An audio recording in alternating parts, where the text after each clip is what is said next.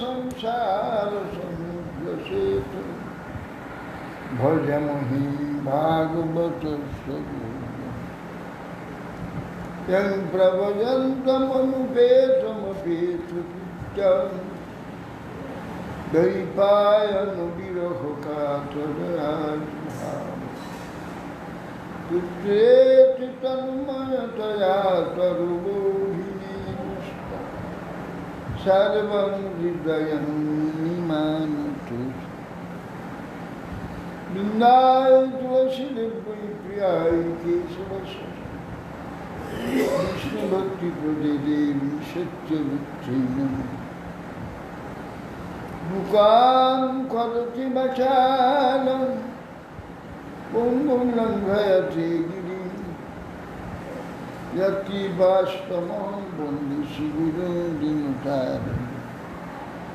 श्रीकृष्ण चैतन्य प्रभु नित्यानंद श्री अद्वैत श्री गदाधर श्री गौर भक्तवृंद हरे कृष्ण कृष्ण कृष्ण हरे हरे राम राम राम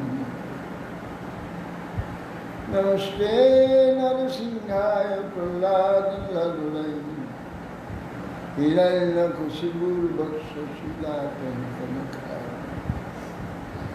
नारायणं नमस्कृत्य नरं चैव देवीं सरस्वतीं व्यासं ततो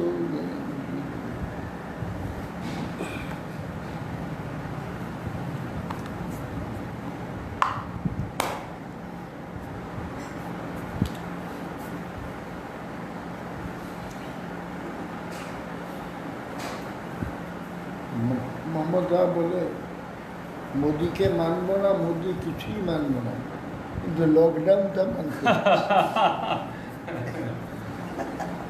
জয় শ্রী শ্রী মহারাজ কি জয়।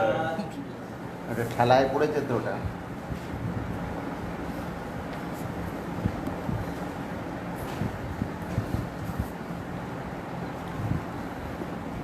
ঠেলার নাম গৌরহরি ঠেলায় পড়ে তখন সব মানতে হবে।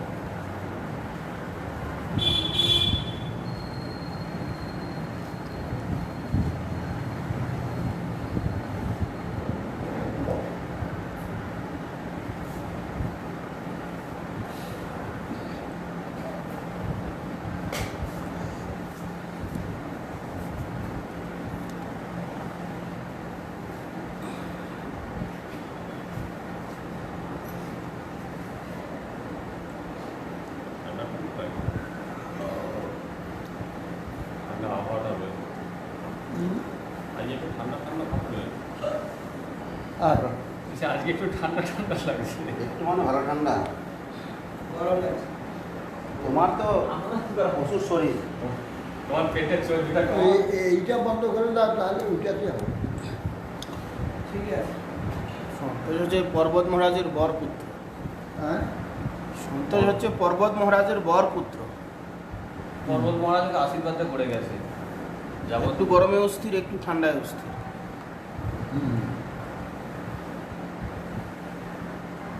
এটা বন্ধ করে দাও। কোনটা পাঠ করতে গিয়ে আপনি গরম লেগে যাবে, ঘেমে যাবে। কানে চূড়াটা না গলা এই সন্তোষ সন্তোষ কোথায় গেল? আমি যাচ্ছি।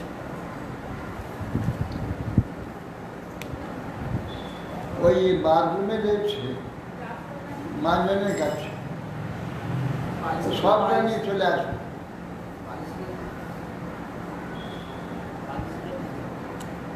কারণ চূড়া দিলে ও অবস্থা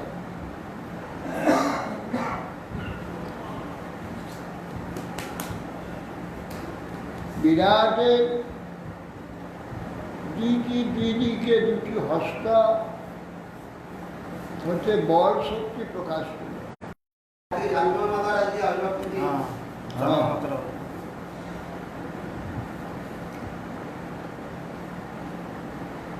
আজকে সীতা নবম আর জাহ্নবা মাতার আবির্ভাব। সীতারাম মানে রাম শক্তি সীতা।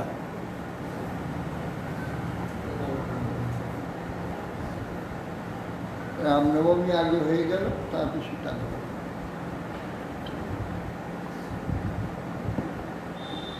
এরপর আর আগের নবমীরও ছিল রামনবমী।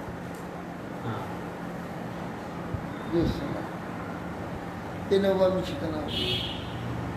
কৃষ্ণের আগের অষ্টমী কৃষ্ণ অষ্টমী ছিল, পরে জ্যোৎস্না অষ্টমী রাধারা।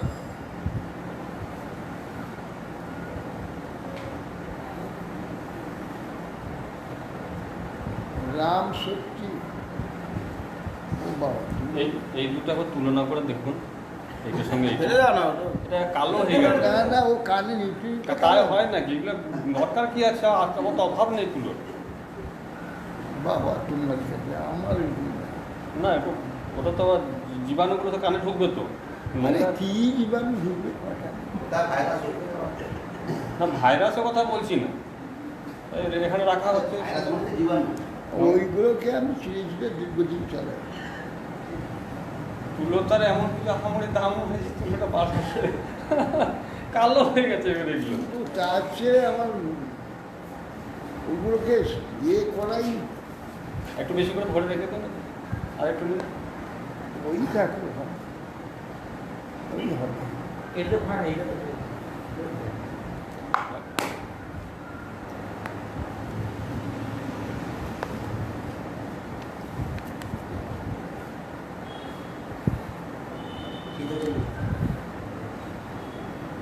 আজকে সীতাদেবী আবির্ভাব।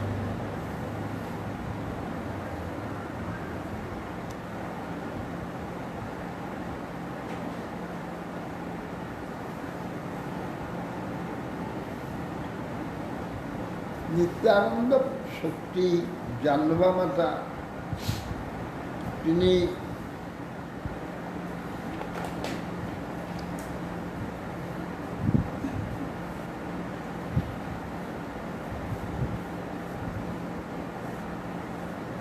হরিদাসের ভাতা সূর্যদাস সরকার, সূর্যদাসের কন্যা রূপে বসুধা জাহ্নবা আবির্ভূত হয়েছে। বসুধা ছোট, জাহ্নবা বড়। জাহ্নবাকে বিবাহ দেওয়ার পর বসুধাকেও নিত্যানন্দকে দিয়েছে।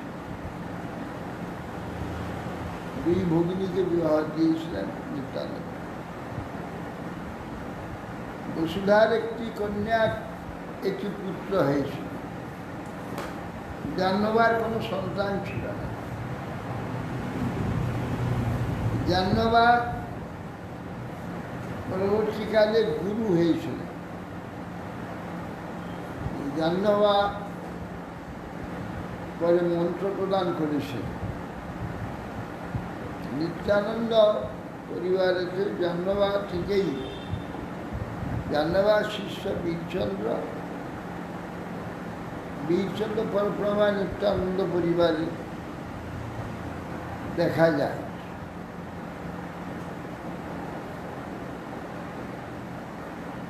জানবা মাতা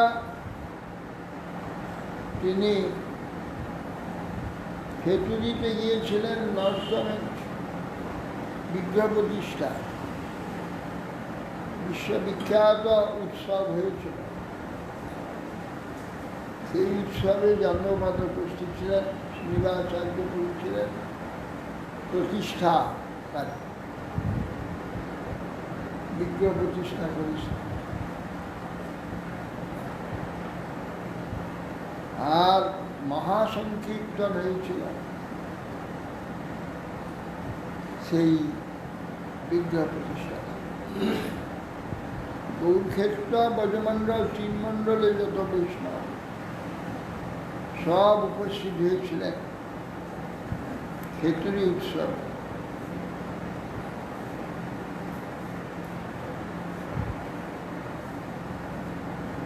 জাহ্নবী মাতা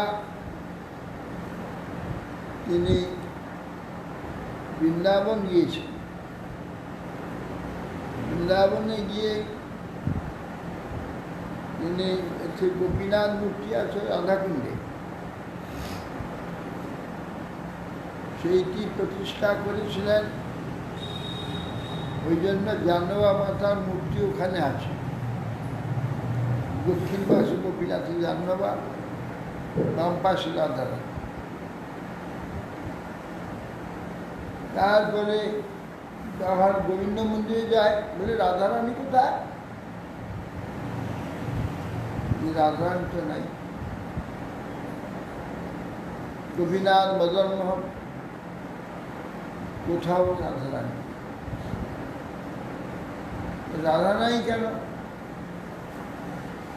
আগে যে একম বিবাহ দ্বিতীয়ম ভগবান, দুইজন ভগবান হয় না। ভগবানের পূজা হবে,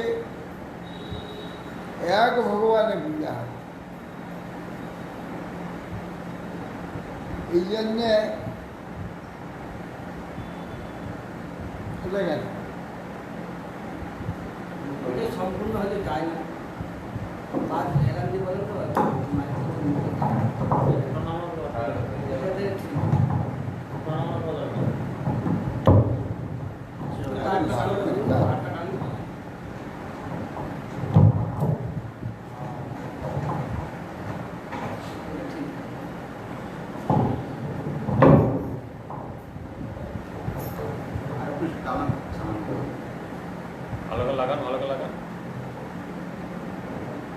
জাহ্নবী মাতা তিনি তখন সারা ভারতবর্ষে এখনো দক্ষিণ ভারতে যত মূর্তি ও বিগ্রহ আছে সব একলাই, নারায়ণ একলাই শয়ন করে আছে। পরে বিজয় বিগ্রহ হয়েছে, লক্ষ্মী এসেছে।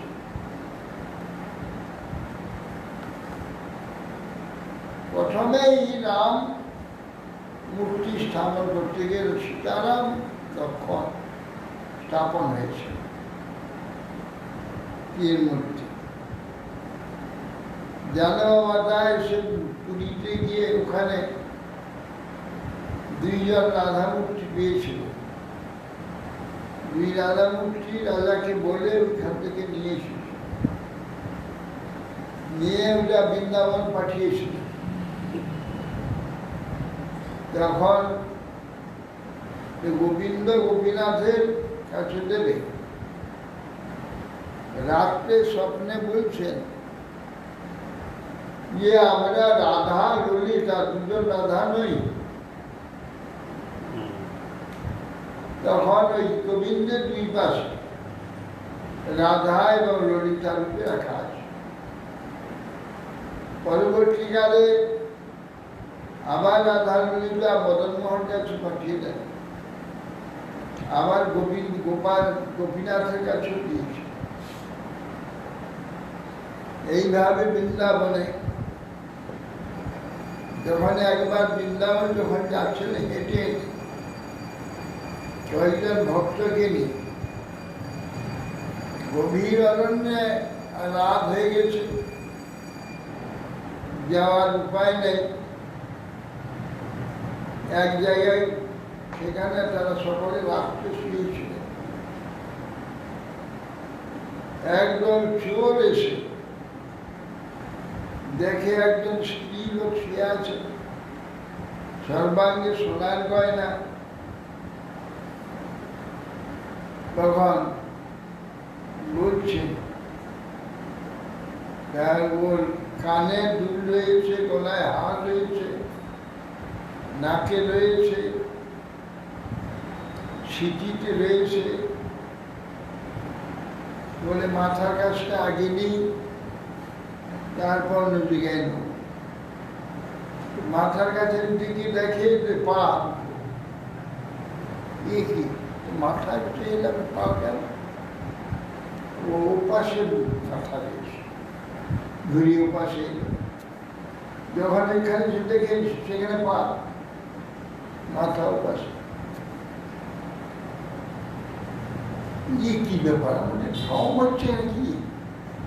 আবার ভাই পাশে আসে দেখে এখানে পা, মাথা নেই।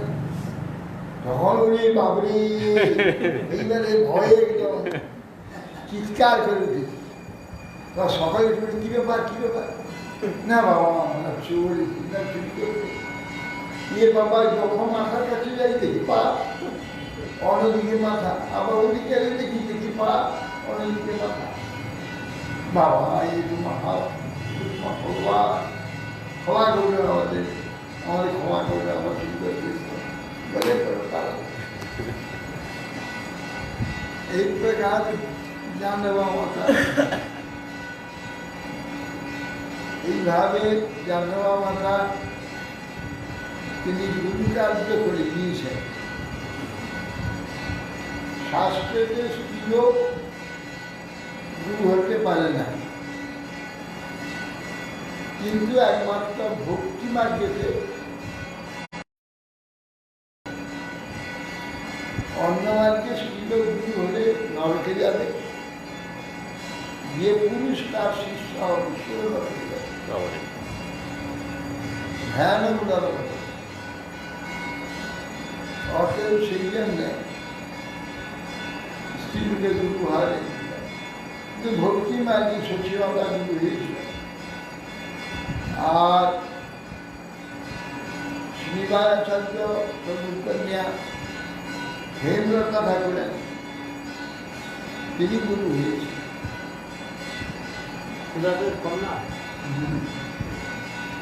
লক্ষ্যহীরাও হয়েছিল, হেমলতা ঠাকুর লক্ষ্যহীরাও হয়েছিল, লক্ষ্যহীরা বড় বড় মহান্ত দর্শনতে জানতি গুরু হননি।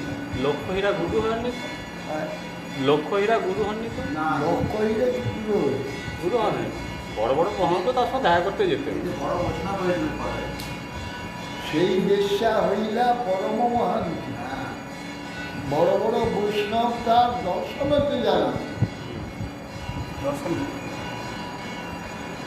আর ও লক্ষ্যহীরা না, লক্ষ্য যে কৃষ্ণবিপ্রের রমন, যে কৃষ্ণবিপ্র যে বিশ্বাস কাছে দেখে স্নান করলেন, ওই লক্ষ্যহীরা। সবাইকে লক্ষ্যহীরা করে দিলেন। হরিদাসকে ঘোরাতে এসে লক্ষ্যহীরা না, লক্ষ্যহীরা নয়, সাধারণ বেশ্যা। লক্ষ্যহীরা হলো ওই কৃষ্ণবিপ্রকে বলতে। তারপর জানবা মাথা ইত্যাদি সমস্ত বৈষ্ণবের আমাদের বাহ্য দর্শনে, আত্মদর্শনে আত্মা স্ত্রী নয়, পুরুষ। আত্মা আত্মাই। অতএব সেই জন্য ওখানে স্ত্রী পুরুষ সকলে আত্মবৃত্তিতে অধিকার আছে। আর জাগতিক যে গুরু, কর্মকাণ্ডীয় গুরু, সেখানে স্ত্রী অর্ধে, পুরুষ হচ্ছে পূর্ণ। সেই জন্যে স্ত্রীলোকের ওখানে গুরু আর অধিকার নেই।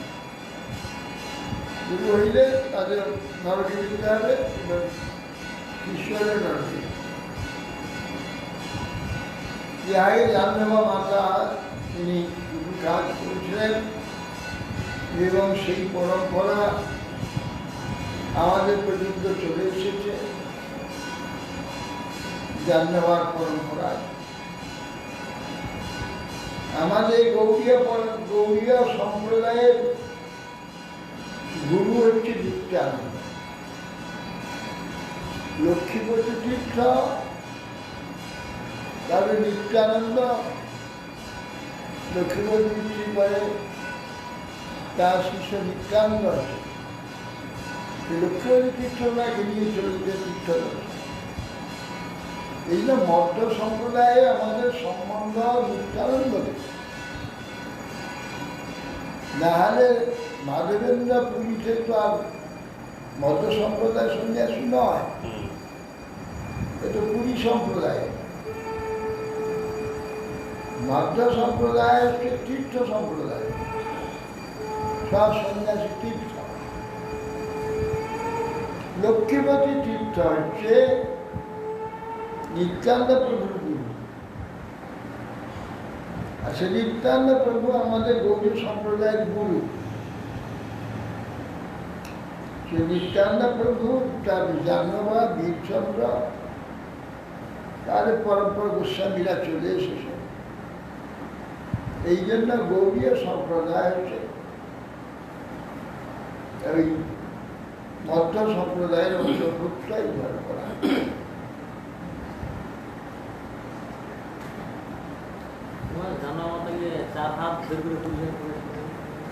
তারপর ওটা শ্রীদাচার্য প্রভুর বাড়িতে উৎসব হয়েছে।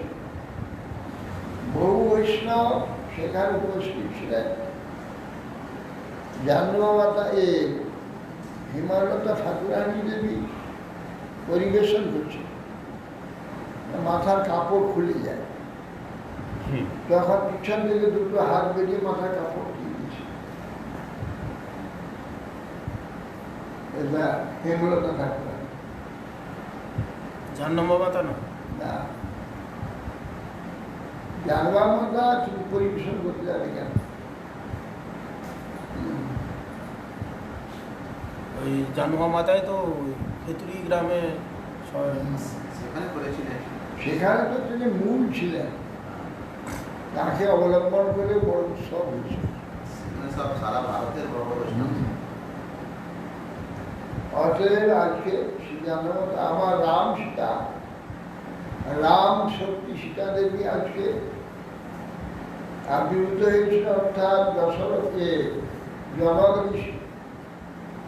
জনগরাজের যজ্ঞভূমি কর্ষণের জন্য স্বর্ণ লাঙ্গল দ্বারা যজ্ঞভূমি কর্ষণ করছে। কর্ষণের সময় লাঙ্গল আসলে সীতা দেবী, সীতা মানে ফার, তার উপরেতে এক ডিম্বের মধ্যে ডিম্ব প্রকাশ হল, যার সঙ্গে সে খুলে গিয়ে একটি কন্যা রত্ন প্রকাশ হতে, তখন জনক সেই কন্যাটি কোলে নিয়ে এসে পত্নী কোলে দিয়েছে। এ থেকে সীতাতে আবির্ভূত হচ্ছে বলে সীতা না, যজ্ঞভূমি কর্ষণে ছিল যজ্ঞ সীতা। সীতা দেবী তিনি রাম চরিত্রের নায়িকা, রামলীলার নায়িকা। শোনা যায় তিনি ভূদেবী, তিনি রাম চন্দ্রের পত্নী রূপে প্রকাশিত হয়েছে। সীতা দেবীকে অবলম্বন করে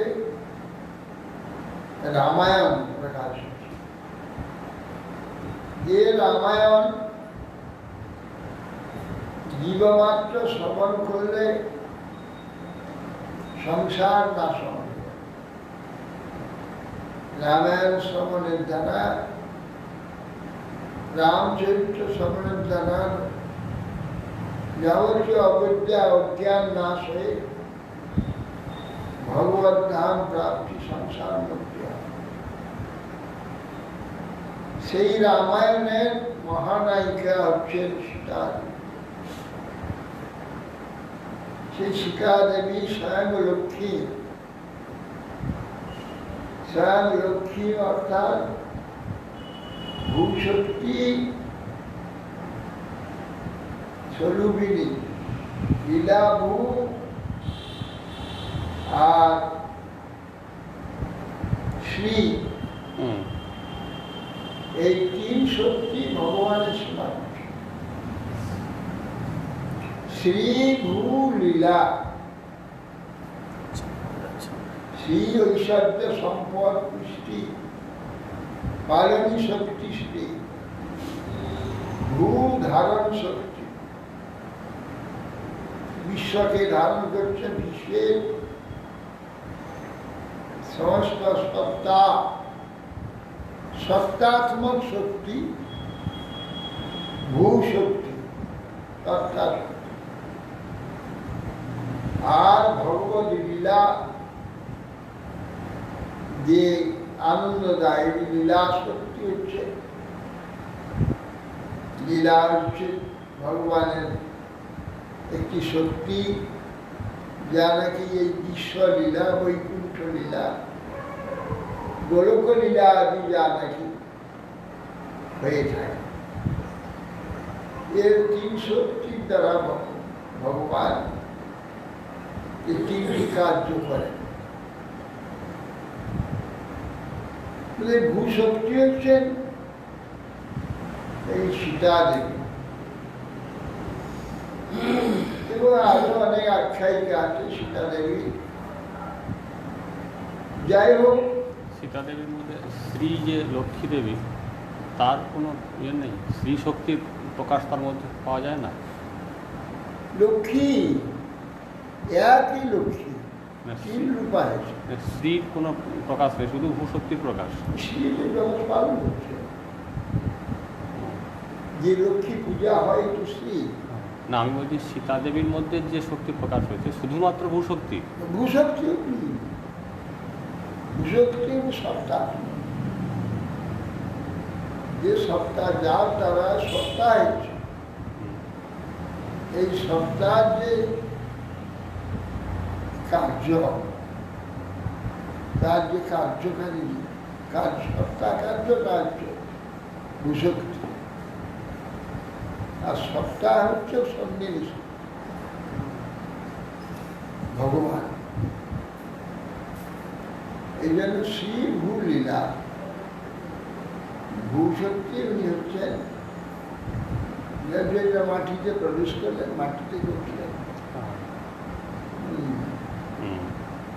তোমাদের ভূশক্তিটা কি আমার ভক্তিদায়িনী শক্তি বলে নাকি? আবার ভক্তিদায়িনী সব সবটাই, শ্রী তাই, লক্ষ্মী তাই, ভূ তাই, ভগবত শক্তি হচ্ছে ভক্তি। সেই ভক্তি ভূষি ভূ লীলা তিনি ভক্তি।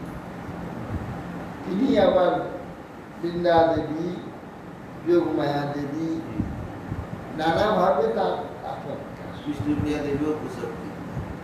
বিষ্ণুপ্রিয়া দেবীও ভূশক্তি। ভগবানের এই তিন মহাশক্তির মধ্যে এই সীতা দেবী তার এই লীলাতে, রামলীলা, তিনি প্রধান নায়িকা। একে অবলম্বন করে শ্রী রামায়ণ, রামায়ণ জগতে প্রকটের উদ্দেশ্য হচ্ছে জীবকে ভগবত ভক্তি প্রদান করা যায়। অদ্ভুত যে রামায়ণ কাব্য, যে কাব্য শক্তি, যে কাব্য প্রকাশ করেছেন বাল্মীকি, বাল্মীকির মুখ থেকে কাব্যরূপে প্রকাশিত হয়েছেন রামায়ণ। রামায়ণ হচ্ছে ইতিহাস, সেই ইতিহাসে মূল নায়িকা হচ্ছে সীতা দেবী। আর ওই রামায়ণ শ্রবণের দ্বারা শ্রীরামচন্দ্রকে ভক্তির ফল না হয় পার করবে না। জীব যাতে সংসার মুক্ত হয়, সে অযোধ্যা ধাম যে রামচন্দ্রের বৈকুণ্ঠে গমন করে, সেখানে রামচন্দ্রের পার্বত্য সেবা প্রাপ্ত হয়। গুরুরাজ আমাকে বলে যে রামলীলা হওয়ার 60,000 বছর আগে রামায়ণ রচনা হয়েছে, বাল্মীকি রচনা করেছে। সে কিভাবে করলেন এটা? কিভাবে করবে? রামলীলা তো নিত্য। বাল্মীকি হৃদয়ে রাম প্রকটিত হয়েছে, তপস্যা করছেন, তপস্যায় ভগবান শ্রীরামচন্দ্রের হৃদয় প্রকটিত তার লীলা প্রকাশ পূরণ হয়েছে। রামলীলা তখন হৃদয় স্ফুরণ হতে লাগলো। উনি প্রথমে একদিন একটা বেদ একটা ক্রমশ পক্ষীকে বধ করেছে। বাল্মীকি দেখে খুব দুঃখ হয়েছে। মা নিশার প্রতিষ্ঠা তমগম শাশ্বতী সমান যত ক্রমশ মিথুনম অবধি কাম মোহিত। প্রথমে এই শ্লোকটার মুখ থেকে প্রকট। ওই বাল্মীকি তো আগে রত্নাকর দস্যু ছিল, এ কথা ওখানে নেই, রামায়ণে নেই। এটাই তো চিরকাল শুনে আসছি। ওটা অন্য জায়গার একটা ব্যাপারকে ওইখানে চাপিয়ে দিচ্ছে। রত্নাকর দস্যু ছিল, সব ওরকম একটা মানুষকে জায়গায় হত্যা করতো। ওরকম একটা কার্য আছে। একজন দস্যু এই প্রকার করছিল, পরে সে রাম নামে মুক্ত হয়েছিল, সে রাম ভক্ত হয়েছিল। এ বলে সে না, কিন্তু বাল্মীকি নয়। তারা তো এটা পরম্পরা তো এটাই শুনে আসছি আমরা সবাই। আমি এইবার এই কল্যাণে দেখলাম এই ঘটনা। ওখানে দিয়েছে একজন দস্যু, নারদার ব্রহ্মা এলেন। সে তো বাংলা রামায়ণ, বাল্মীকি রামায়ণ আছে কি? বাল্মীকি রামায়ণ নেই। ওটা হচ্ছে অন্য একটা ঘটনা থেকে কল্পিত হয়েছে, হয়ে এই বাল্মীকির বুঝেছে ওইটি একজন রাম ভক্ত হয়েছিল। সে দস্যু ছিল, তাকে ওই নারদ আর এই বঙ্গিরা আসলো, দস্যুটাকে বলছে দিতে হবে। বলে তুমি যে পাপ করছো কার জন্য? যে আমার স্ত্রী পুরুষটার জন্য, জিজ্ঞাসা করে গেল। ও পাঠিয়ে দিল, তারপরে শিয়া দিল, না আমি তোমার পাপের ভাগি না। ওদের চরণে এসে পড়লো, রতন বলছি ভগবান শ্রীরামচন্দ্র আরাধনা করো, তোমার মঙ্গল হবে। তখনই সেই তপস্যা করেছিল, তপস্যা রাম তাকে দর্শন, প্রথমে তো রাম রাম উচ্চারণ, মরা মরা মরা মরা, সেই দর্শন দিয়েছিল। তাতে সেই পাপী মহাভক্ত রামের হয়েছিল। এটা এইবার করলাম কল্যাণে। অতএব এটা বাল্মীকি রামায়ণের ব্যাপারে এটা নাই, ওটা ওইখান থেকে ওইখানে কল্পিত করে দিয়েছে। যাই হোক, একদিন ঋষি দেখলেন একটা ব্যাগ ওই ক্রমচে বধ করেছিল, তাকে তখন মা নিশার প্রতিষ্ঠা তমগম শাস্ত্রী 100 এখানে আসবে না, এই বনে ঢুকবে না। ক্রমচমিঠুন তারা কামমোহিত ছিল, এই অবস্থাগুলি তীর মেরেছে। এই বলে তখন তার মুখ থেকে এই প্রথম এই শ্লোক, রামায়ণের শ্লোক, এইটা তার মুখ পর্যন্ত তখন সে। তাহলে ক্রঞ্চ পাখি কোনো ঋষি টিষি কোনো ঋষি ফিষি ছিল মনে হয়? পাখি দুটো, ক্রঞ্চ পাখি। পাখি দুটো হবে কেন? পাখি দুটোকে বিদ্ধ দেখিয়ে তখন ইয়ে বলছে, বাল্মীকি বলছে, শ্লোক উচ্চারণ, শ্লোক প্রকাশিত হলো তার মুখ থেকে। যখন প্রথমে রাম রাম রাম রাম তুমি কি করলে, হ্যাঁ, এই রাম নাম প্রথমে যে একটা পাখি মেরে দিল, তখন সেই যে মা বিশাল, যে মা যা প্রতিষ্ঠা তমগ শাশ্বতী, তুমি আজ কি করলে একটা মোটি এখানে 100 বর্ষ চলছিল। এই শ্লোক থেকে তখন রাম, যে রামায়ণের শ্লোক প্রকাশ, আর মুখ থেকে রামায়ণ প্রকাশ রাম শ্লোক লিখতে লাগে। এটা হয়েছিল 7,000 বছর আগে। তো এখন রামলীলা কতবার হয়েছে? কোনো এক সময় হয়তো এটা হতে পারে। চতুর্দশ এতে চতুর্যুগে, চতুর্যুগে রাম অবতার উল্লেখ আছে। আবার এই রাম অবতার এই যে দাদা আমাদের যে জাম্বুবানের কন্যাকে জাম্বু দ্বিতীয় হলো। এইটা দাদা এই যে বানর দিব্যিদ বানর দিবির বানর এগুলো ছিল রামচন্দ্র সে ছিল। সেই জন্য দেখা যায় রাম লীলা লিপ্ত যে কোনো সময় রামায়ণ প্রকাশ করে। তাহলে কোনো সময় ওই রত্নাকর এরকম হয়তো হয়েছিল কোনো অবতারে। বাল্মীকি তো হতে পারে, কিন্তু এটা এই রামায়ণেও নেই বা অন্য কোথাও দেখা যায় না। তো অন্য একটা দোষ এরকম হয়েছিল, সেটা এইবার কল্যাণের যে বিশেষাঙ্গতে দিয়েছে দেখলাম।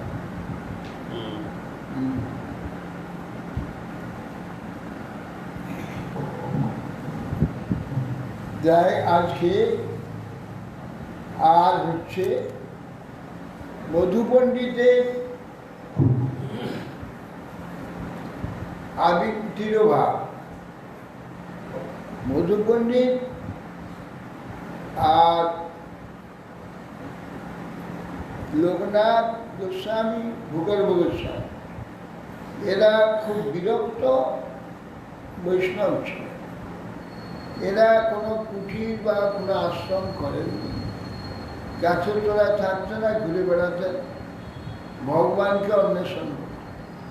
কোথায় গেলে কৃষ্ণ পাবো, কৃষ্ণ সেবা কোথায় করবো। সনাতন গোস্বামী, রূপ গোস্বামী যেমন গোবিন্দ গোবিন্দার পড়াশোনা, মধু পণ্ডিত একদিন বংশীবটে এসে ভগবানের চিন্তা করতে করতে ওখানে শুয়ে রয়েছেন যে ভগবানের মূর্তি পেলে ভগবানের সেবা করতাম।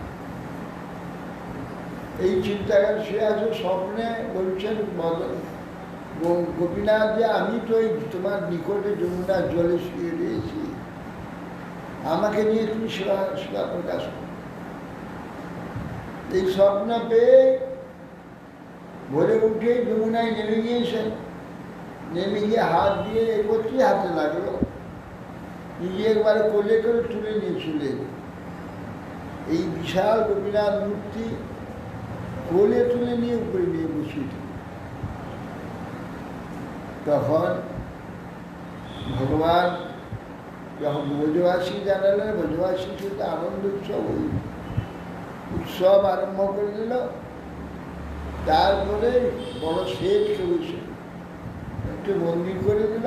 পরবর্তীকালে মন্দির ওই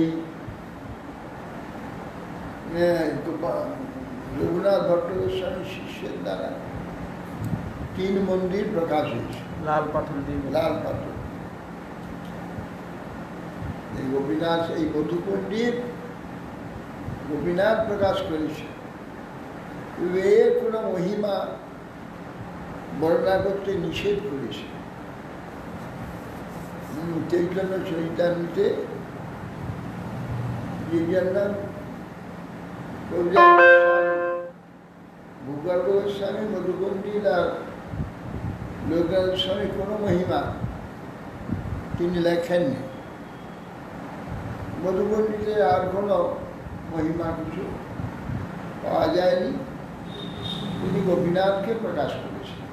সমাধিটাই ওখানে আছে কেচিঘাটে। কেশিঘাটে গোপীনাথকে প্রকাশ করেছেন। গোপীনাথ ঘেরা ওটা কেশিঘাট। কেচিঘাটে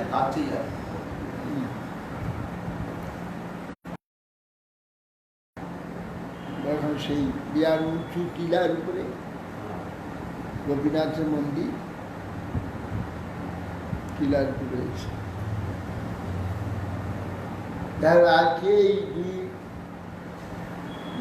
সীতা দেবী জাহ্নবী মাতা এবং মধুকুণ্ডী ভাব জাহ্নবতা আর সীতা মাতার আবির্ভাব, এই তিন তিথি আজকে দিনে মহা কল্যাণদায়িনী হয়েছে।